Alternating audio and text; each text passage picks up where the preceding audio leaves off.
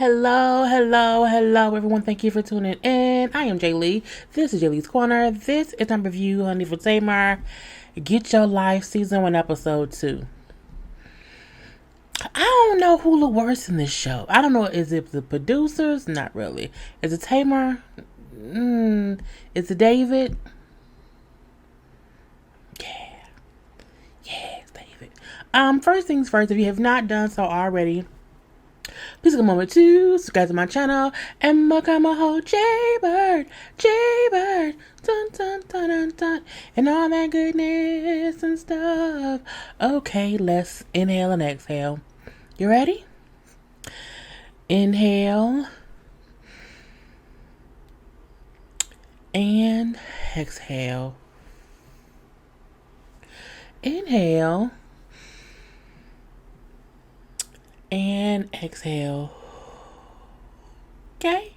Remember to relax, to relate, to release, to center yourself and anyone around you, because there's so much going on in the world. We see this foolishness going on this show, so let's just get to it, okay?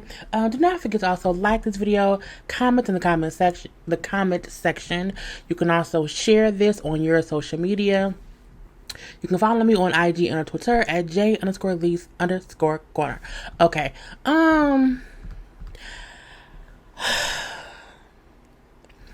I 100% believe that David is fully aware of how bad this show would make him look. And some kind of way he trying to play victim. I'm going to say that point blank to the period. Okay, so we see the episode starts off. It is 2 weeks into filming of this 6-week filming schedule. Okay, we see Mona Scott and Tamar have a little chit chat. Okay, little chit chat or whatever. You know, Tamar brings up how, you know, the reason she got the little Monopoly board game that's blacked out, it's because, you know, Tony did not want to do the whole reality show thing, and they played Monopoly. Tony lost in Monopoly, so because of that, that's why she ended up doing the show, because she lost in the game or whatnot. Boom, pow, pow, okay?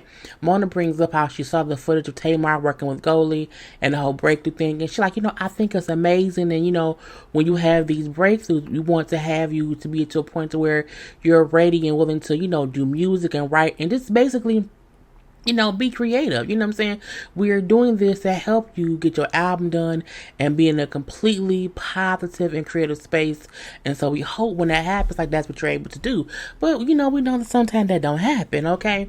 And so, you know, Mona also like, well, how are things going with you and David? Like, how's that going? Oh, well, you know, good. You know what I'm saying? You know, but you can tell, you know, it's something just beneath the surface or whatnot. And so, you know, Tamar brings up how I'm just ready for him, you know, to ask the question, oh, are you ready to get married? She's like, I didn't say that. I said I'm ready for him to propose. I'm saying I don't really want to get married. I ain't saying all that or whatever. You know what I'm saying? And I'm like, what? And Mother's like, so you don't want to be a girlfriend, but you don't want to be a wife. She's like, right, because don't fiance this sound better? And I'm like, not if you never have a notion to marry the man. And then Mother's like, okay, so you want to be engaged but not ready to be married. She's like, right, you know what I'm saying? Because I'm like, but that don't make no sense, Tamar. You know, she brings up, I don't want to get married right now and just then end up being David's wife. I have to, you know, fully depend on myself right now. So that's why I don't want to be married right now. If you don't want to marry someone right now, you should not want to be engaged, and y'all should break up. Okay, and it's just some bullshit. So Mona brings up how she talked to Vince recently or whatever, and the time that she has spoke to Vince and they've spoken about Tamar, that Vince, you know, only has lovely things to say about his ex-wife and the mother of his only son. Okay, and Tamar said, you know, me and Vince both, you know, respect each other as Logan's parents, you know, in the 16 years that we were together, and that's just kind of, you know, what it is and whatnot. So Mona then asked, well, how are things with David and Vince? And she's like, oh, you know, that's tough. You know, that's not the best that it could be. You know what I'm saying? But I get it. I'm saying if Vince was dating somebody or whatever, and my son loved who he was dating, and I wasn't dating anybody, and that person was in my son's life, kind of taking my place when I'm not around, I would feel some kind of way too, okay? But I also can't try to make both Vince and David happy. I try to, tell both of them, like, whatever y'all got going on between y'all, keep that between y'all. Like, don't include me and Logan in that. And this is how you know Tamar is a procrastinating, I don't want to be bothered ass person. There's no way that your new boyfriend who lives with you and your husband should not have had some kind of conversation, and you can't tell them to not include you and Logan and whatever uneasiness they have. Y'all need to solve that shit. And you being the common denominator that's an adult, because Logan can't solve it. You are the common denominator in that. You should have some kind of conversation with both of them separately and then together, okay? And what I mean is, explain to both of them what you don't want to stand for. And what you should not say is, I just don't want to be involved. That's a cop-out, but I'm going to leave that be. Okay, so we then see the producer, Jay White. The producer, Jay White, has came to Tamar's house again, okay, to work on some music. This is the last day he's in town. Now, he gets to Tamar's house at 9:45 in the morning, okay? 9:45 a.m. This man came to her house and had everything set up. Look, he had everything set up, okay? The producers, the guitar player, the different laptops, all these things. It was a home ass studio. And why did he do that? Because Tamar did not want to record in the studio. So because she didn't want that, he brought the studio to Tamar at 9:45 in the morning. Logan ain't there. She got all day to do her work or whatever. So Tamar seems to be in a better mood or whatever. I'm like, cool.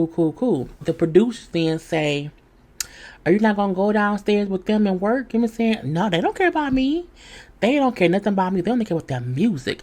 I'm finna go in the kitchen and cook. I'm like, you finna go do what? Tamar Ernestine Braxton went downstairs in the kitchen and started cooking while the producers and music people who was there to work with her on the music. She went in the kitchen and cooked a whole. She didn't go cook some oodle noodles. She didn't go boil an egret sausage. She didn't go put a souffle. No, she made a full course, whole Sunday meal dinner with all the fixings while these people is downstairs waiting on her. Now they got that 9:45 when Tamar went in the kitchen and started cooking. It is 12:30 p.m. She ain't made a lick of music, okay? And they like, Tamar, where's Tamar? But Tamar in the kitchen cooking, okay? So in the kitchen, she's talking to these men again who's in her house. I think they hair, makeup, singers. I don't know. It's just people or whatever. Tamar needs some female friends around her. It's something weird about any woman who doesn't have any female friends. Not none. Your only friends are your glam squad and these random men who may all just happen to be gay. I don't know. But it's weird to not have not nan female friend. That's something wrong with you. Anyway, so in the kitchen, she chit-chatting with the people or whatnot, and they asked her about Vince and whatnot. She's like, oh, well, Vince is, he's going to drop Logan off there. Like, Vince is here, like, every day. You know what I'm saying? Or just about every day because he picked Logan up and dropped Logan off for school. So I see him coming and going or whatnot. But, me and Vince is okay. We're in a good place or whatever. She then say, I want us to be like the white people. Okay, I don't know. I got the white people. I want us to be like the white people. I want us to be able to get along. I don't want to be like black folks who always upset, pissed off at each other, and don't want to spend any time together. I'm like, so you're gonna just make it seem as no black family is able to, get along? That's bullshit. You can't get along with your family. Okay, there's plenty of white folks who be beefed out with their family. Okay, Angelina Jolie ain't talked to her daddy in years. Okay, girl, the fuck bye. Anyway, at this point, with that conversation, it's now 4:30 p.m. So remember, Jay White got there at 9:45 in the morning. It is 4:30 p.m. and Tamar ain't did no vocal nothing, okay? Now we see it's 7:30 p.m., okay? All the food is ready. All the food is cooked. And now people come in the kitchen to eat, including Jay White. Now they all food. Tamar finally comes downstairs to start doing some music. It is 8:40 p.m. They got there at 9:45 in the morning, and Tamar didn't get downstairs until 8:40 p.m. Anyway, at the same time, after they about to do the music, we then see Logan and Vince showed up. So we see Logan running to his mama. Mom! Tamar's all happy. And if y'all wondering, where's Vince? If you look up in the corner, near the stairs, it's a man walking down the stairs with some, little green bags in his hand. That's Vince. That's the most we saw of Vince the whole episode, okay? Now, at this point in time, we see a note, okay? We see a note saying David has refused to participate in the series if Vince appears on the show, okay? So that's why we don't see him at all.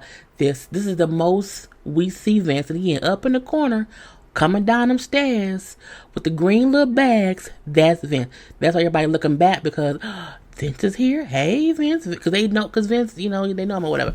So boom, boom, pow, pow. Vince is there dropping off his son to his ex-wife, Logan's mama's house, okay? We then see production talking to David in his confessional, okay? Asking him, so why is it that you don't want Vince coming around? The fact that David thinks he has the power to say he don't want Logan's daddy around is completely beyond me. That's why I feel like he's full of shit to make it seem as if Tamar was the one pulling puppet strings on him. You complaining about your girlfriend's son's father coming to drop his son off, okay? David then says, in this point, I don't want my girl's ex walking around my house. I don't want him in my house without asking my permission. Out of respect, he should not do that. And I thought to myself, I agree. Vince should not come to David's house without David, at least being aware. I get that. The producers then say, so which house is this? I said, oh yeah, which house is this? Okay. He then says, oh, well, Tamar's house. You know what I'm saying? But Tamar's house is my house too, okay? Because I have my apartment. She has her house. We spend, these many days at her house. We spend these many days at my house. But we both, we share, we cohabitate. So her house is my house. Bruh, let me explain how property works.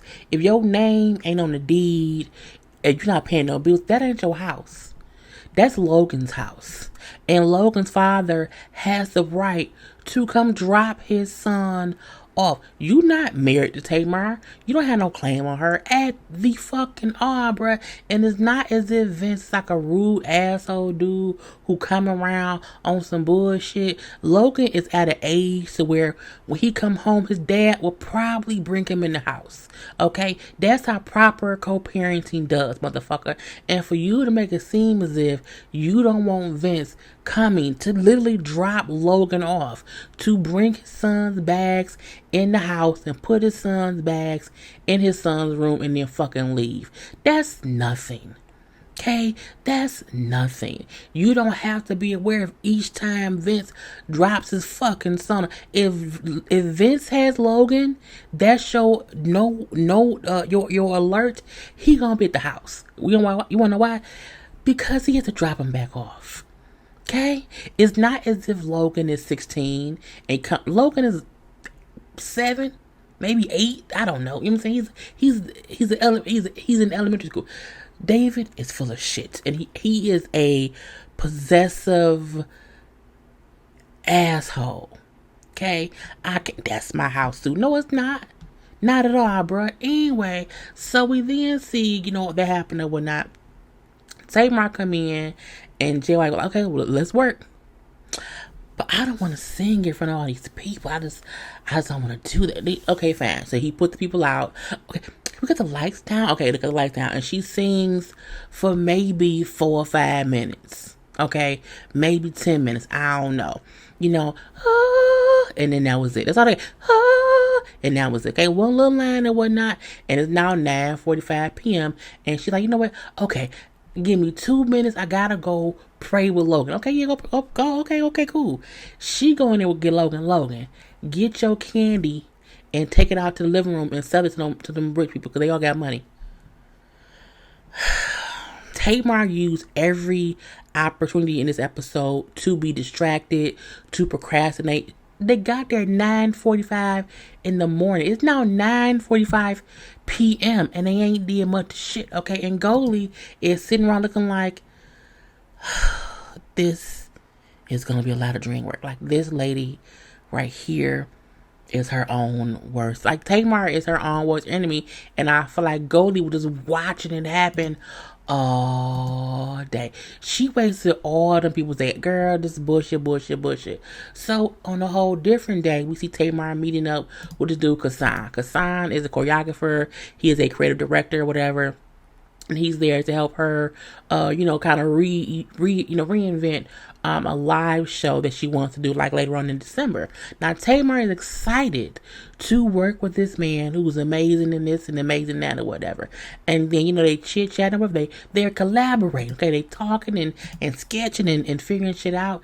And then we see Tamar's phone going off beep, beep, beep, beep, all these texts or whatever. So she's like, you know what? I need a minute. I'll be right back. And then she leaves. So production then say David got home. David was pissed that Vince was at the house. Okay. And I'm looking like, so we see David and he like takes his mic off. He's sneaking out the broom or whatever. We see Logan right there. We see the damn dog Miracle right there. And the fact that David was trying to escape was crazy to me. Now him and Taylor and Logan was in that room having whatever discussion, and then David of course leaves. Okay, and then production in his confessional say, so what was going on right here?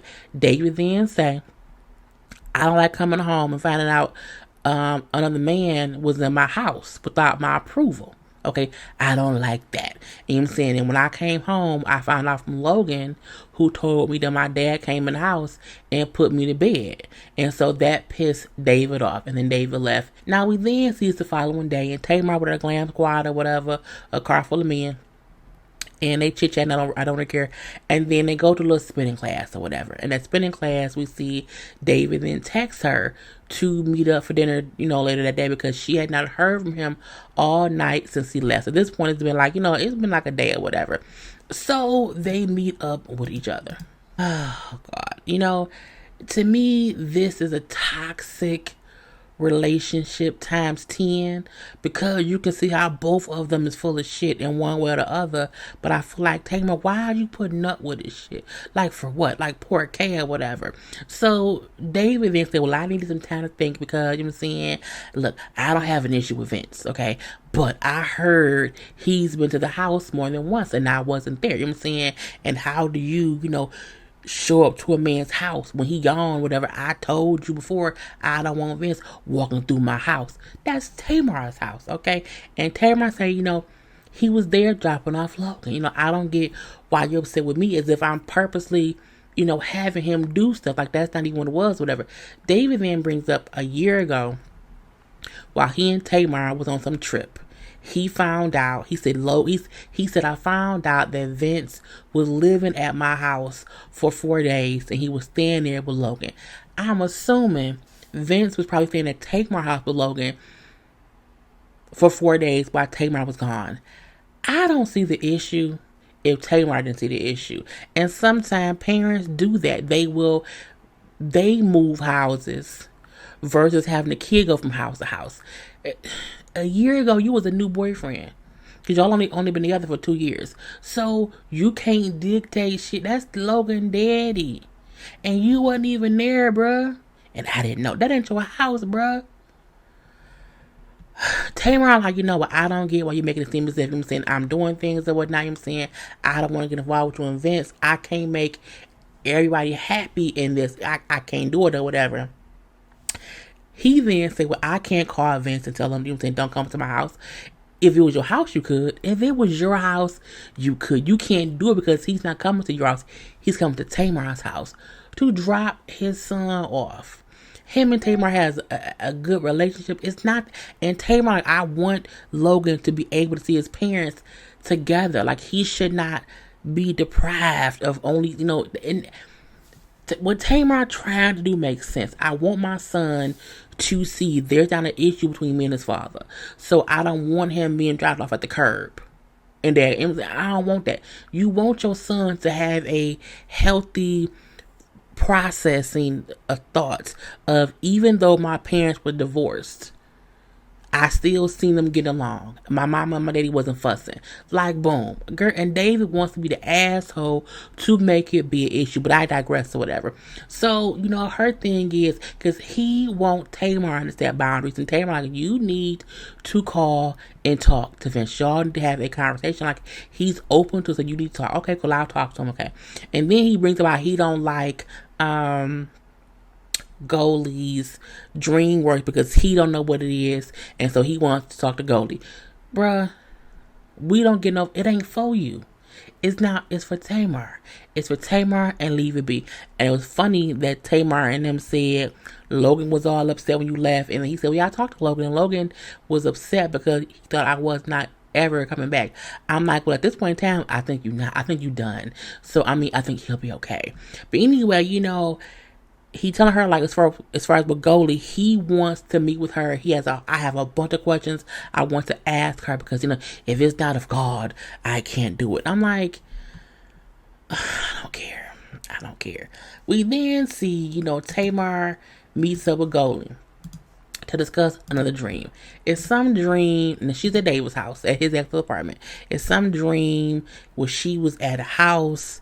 It was supposedly David's house. Her sister Trina was there. David's niece was there. 2 random women was there. And then she was upset and thought he was cheating or whatever. And the niece then said, well, just tell her. And the niece told Tamar that David was actually having, I guess, an affair with Ellen DeGeneres. I said, like, the lesbian?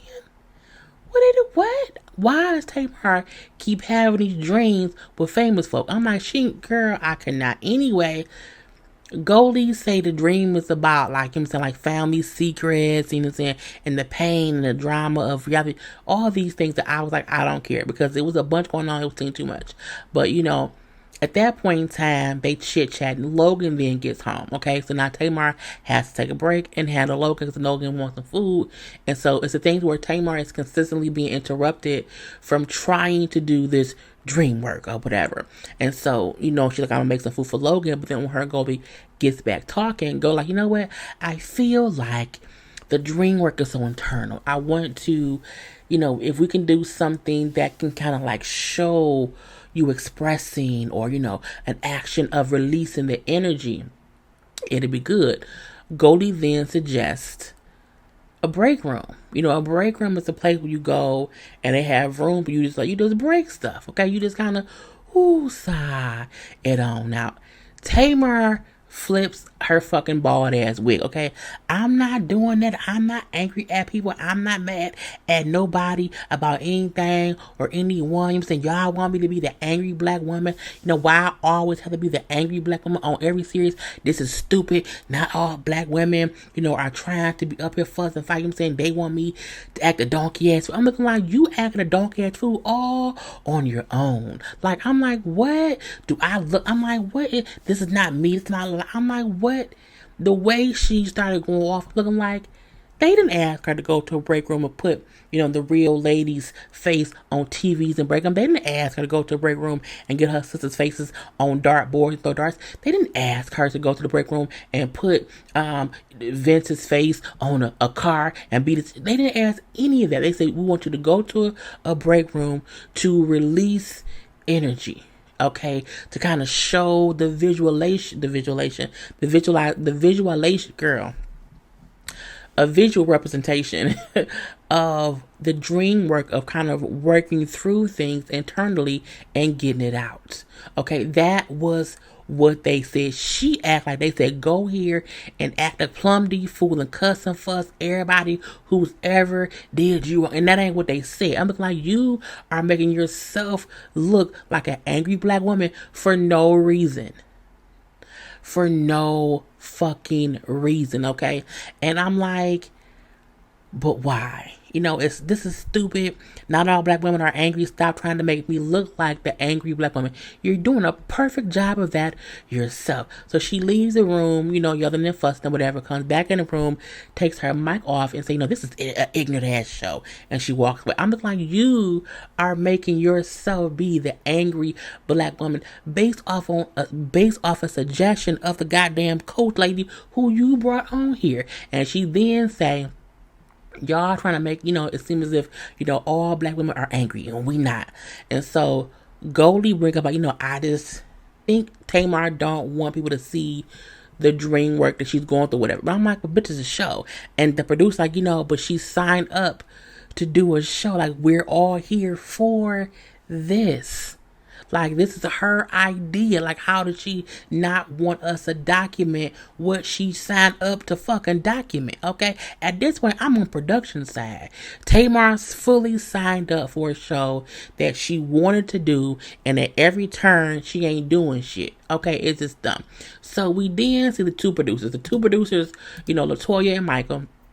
Michael is in the scene with Tamar trying to explain what it is, okay? And the black woman, Latoya, she was there, but she said, we came up with the idea because we thought our break would be good because people go there to just release vibes. Like, it's not even about being angry or mad. A person could just be overwhelmed, which Tamar has been. Tamar has been completely overwhelmed with everything, and she has said herself, everything is on my shoulders and it's a lot. Okay, that don't mean that you're angry, but Tamar is such a fucking angry black woman. She don't see that she is her own worst enemy. Okay, and then the male Michael dude asked Tamar, like, can we talk on camera? Because he like, I don't want it to be, implied that I'm on a show, that I'm trying to make you, or I'm trying to, break down or bring down black women. I'm not gonna have that. Because that's what Tamar said. Well, no, it's not you. You know what I'm saying? They want me to be ignorant. I'm like, who want you to be ignorant? You being ignorant all on your own, okay? It's not about me. I don't want to fight anybody. I'm saying, I know it ain't coming from you, Michael. I'm saying, I think it's coming from, I think Tamar said we TV and they just put TV. They didn't say we TV or whatever. But I think it's all the ignorance I've been talking about all this time and saying, because every black person don't want to fight.